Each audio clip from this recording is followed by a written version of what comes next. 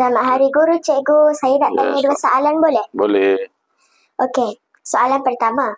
Cikgu, apa harapan cikgu kepada kami, murid dan anak didik sedar? Okey. Assalamualaikum warahmatullahi wabarakatuh. Terlebih dahulu, cikgu ucapkan terima kasih kerana TV PSS sudi untuk meramah mewawancara cikgu. Okey, harapan cikgu kepada anak-anak sedar, pertama, jadilah anak-anak yang sentiasa menjaga nama baik diri, menjaga nama baik keluarga dan juga menjaga nama baik sekolah. Okay, selain daripada itu, cikgu berharap sentiasa berusaha, anak-anak sedar, sentiasa berusaha untuk memajukan diri masing-masing. Walau di mana saja kita berada, berusahalah kerana tanpa usaha kita tidak akan berjaya menjadi murid ataupun anak yang cemerlang. Okay. Okay. Soalan yang kedua. Ya. Cikgu, boleh tak cikgu kasih nasihat dekat kami, anak-anak, anak didik SK Dalam Ru? Okey, nasihat cikgu sempena sambutan Hari Guru.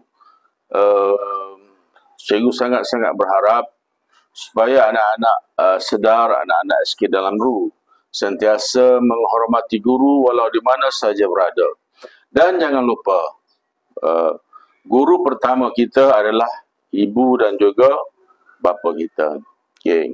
Dan dalam proses kita belajar, sebagai contohnya, awak semua mesti lalui beberapa fasa dalam pendidikan.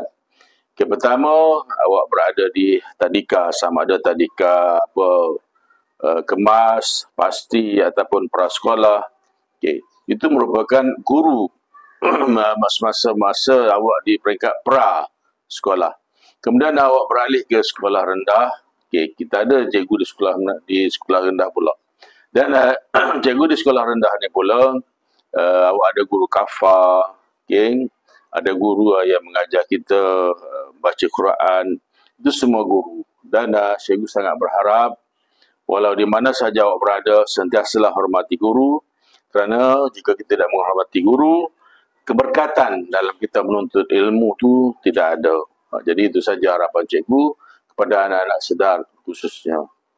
Okay. Terima kasih cikgu kerana telah meluangkan masa bersama saya dan tim TV PSS. Sama-sama.